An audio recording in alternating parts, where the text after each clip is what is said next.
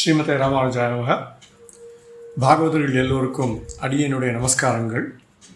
நம்முடைய திவ்ய தேச திருநாம அனுபவத்தில் அடுத்து நாம் பார்க்க போவது திருத்தங்கல், திருத்தங்காலமலை என்று பல பெயர்களில் அழைக்கப்படும் 51வது திவ்ய தேசமான திருத்தன்கால்.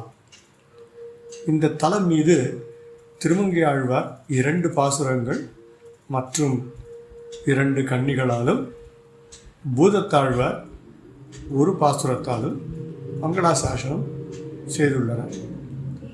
ஆழ்வார்கள் 3 பாசுரங்களும் 2 கன்னிகளும் பாடியிருந்தாலும் இவற்றில் பெருமாள், தாயார் அல்லது வேறு திருநாமங்கள் எதுவும் மங்களாசாசனம் செய்யப்படவில்லை. இனி இந்த திவ்ய தேச சரித்திரங்களை பார்க்கலாம். பல சரித்திரங்கள் உள்ளன.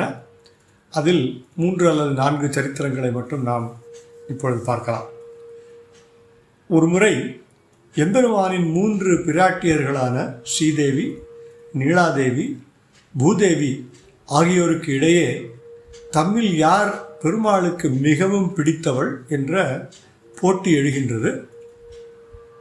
அந்த தேவியர்களுடைய தோழிகளும் பல்வேறு விதமாக கூறுகின்றனர். இதனால் கோபமடைந்த ஸ்ரீதேவி அங்கிருந்து புறப்பட்டு திருத்தங்கல் மலைக்கு அருகிலுள்ள செங்கமல நாச்சியார்புரம் எனும் இடத்தில் அவதரித்து எம்பெருமானை நோக்கி தவம் செய்கின்றாள். எம்பெருமான் திருமகள் முன் தோன்றி, என் எல்லா தேவியரையும் விட நீயே எனக்கு மிகவும் பிடித்தமானவள் என்று கூறி, நீ இங்கு தவம் செய்ததால் இந்த தலத்திற்கு ஸ்ரீபுரம் அல்லது ஸ்ரீ க்ஷேத்திரம் என்றும் பெயர் உண்டாகட்டும் என்று கூறியதாக விஷ்ணு புராணம் கூறுகின்றது. திருமால் ஸ்ரீதேவியை தேடி வந்து இங்கே காட்சி அளித்ததால் மற்ற 2 பிராட்டிகளும் பெருமாளை தொடர்ந்து வந்து இத்தலத்திலே எழுந்தருளுகின்றனர். திரு இங்கே தங்கியதால் திரு தங்கல் என்னும் பெயர் இத்தலத்திற்கு ஏற்பட்டது. இன்னொரு சரித்திரம். முன்னொரு காலத்தில் ஸ்வேத தீபத்தில், அதாவது தமிழில் வெள்ளையந்தீவு என்று சொல்வர், ஒரு புனித ஆலமரத்திற்கும் ஆதிசேஷனுக்கும் யார் பெரியவர் என்ற போட்டி ஏற்படுகின்றது. எம்பெருமானுக்கு எப்போதும் பணிவிடை செய்யும் பேறு பெற்ற ஆதிசேஷனுக்கு கர்வம் ஏற்பட கோபம் கொண்ட ஆலமரம் இந்த தலத்திற்கு வந்து தவம் செய்கின்றது. தவத்தினால் மகிழ்ந்த எம்பெருமான் ஆலமரத்திடம், பிற்காலத்தில் இந்த தலத்தில் நீ ஒரு மலையாக இருப்பாய், அப்பொழுது திருமகள் உன் மீது அமர்ந்து தவம் செய்வாள், நான் அப்போது அங்கு வந்து ஆதிசேஷனைப் போல் உன் மீது நிலையாக நிற்பேன் என்று வரமளிக்கின்றார். இவ்வாறு திருமகளுடன் எம்பெருமான் தங்கிய மலை திருத்தங்கால மலை, அதை பிரித்தால் திருத்தங்கு ஆலமலை என்ற பெயர். பின்னாளில் திருத்தங்கல் ஆயிற்று. இந்த ஆலமலையை பிரளய காலத்தில் திருமால் தங்கிய ஆலிலையின் அம்சமாகவே கருதுகின்றனர். 3வது சரித்திரம். சிவபெருமானின் அருள் பெற்று 1000 தோள்களுடன் மிக்க பலம் பெறுகின்றான் வாணாசுரன். அவனுடைய மகளான உஷை கண்ணனின் பேரனும் பேரழகனுமான அனிருத்தனை தன் கனவில் கண்டு அவனையே மணக்க கருதுகின்றாள். தன் தோழி சித்திரலேகை என்பவளின் மூலம் அனிருத்தனை கவர்ந்து வந்து விடுகின்றாள். உஷை அனிருத்தனோடு பல போகங்களையும் அனுபவிக்கின்றாள். இதை அறிந்த வாணாசுரன் அனிருத்தனை சிறை வைக்கின்றான். நாரதரின் மூலம் அனிருத்தனின் நிலைமையை அறிந்த கண்ணன் வாணாசுரனுடன் போரிட்டு அவனுடைய தோள்களை அறுக்கின்றான்.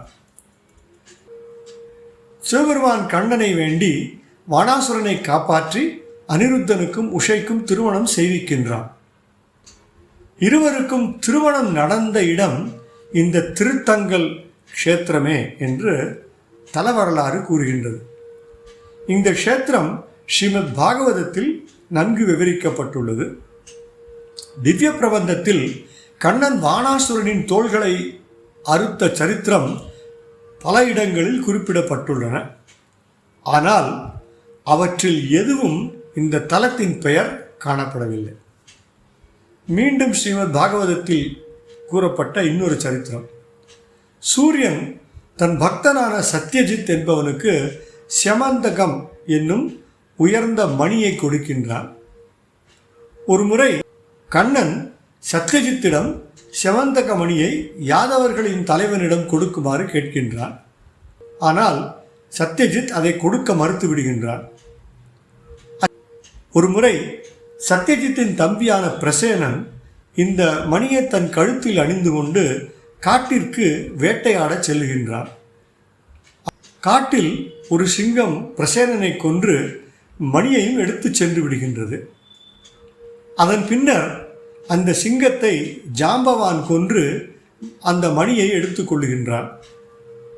தன் தம்பியை காணாத சத்யஜித் கண்ணனே தன் தம்பியை கொன்று செமந்தக மணியை எடுத்துக்கொண்டான் என்று பலரிடம் கூறுகின்றான். மக்களும் அதை நம்புகின்றனர். தன் மீதுள்ள பழியை போக்கிக் கொள்ள கண்ணன் அந்த மணியை தேடிச் செல்கின்றான்.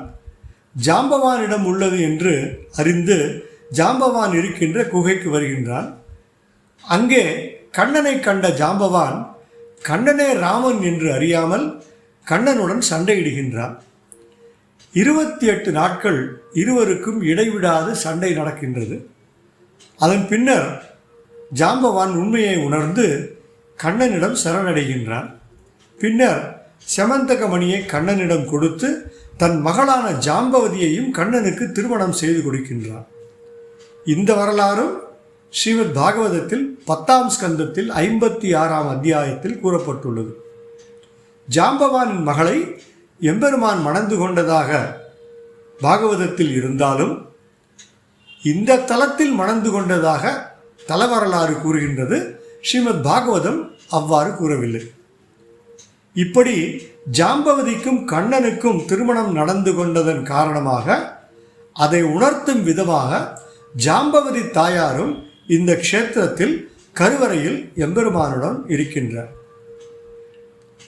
இதற்கு பிறகு செமந்தக மணிக்காக பல விஷயங்கள் நடைபெற்றாலும் நமக்கு இந்த திவ்ய தேச அனுபவத்தில் தேவையில்லை. எனவே பெரிய திருமடலில் ஆழ்வார் இந்த தலத்தை பாடியுள்ள வரிகளை பார்க்கலாம். வானவர்தம் சென்னி மணிச்சுடரை தன்கால் திரள் வலியை தன்னை பிறறியா தத்துவத்தை முத்தினை அன்னத்தை மீனை அரியை அருமறையை முன்னிவ்வுலகுண்ட மூர்த்தியை.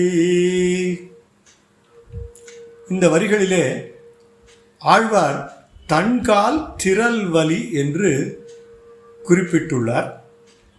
சிலர் இதனை உற்சவருடைய திருநாமம் என்று கூறுவர். ஆனால் கோயிலில் இந்த திருநாமம் வழக்கத்தில் இருப்பதாக தெரியவில்லை. அடியேன் ஸ்ரீமதே ராமானுஜாய நமः. தாசன்.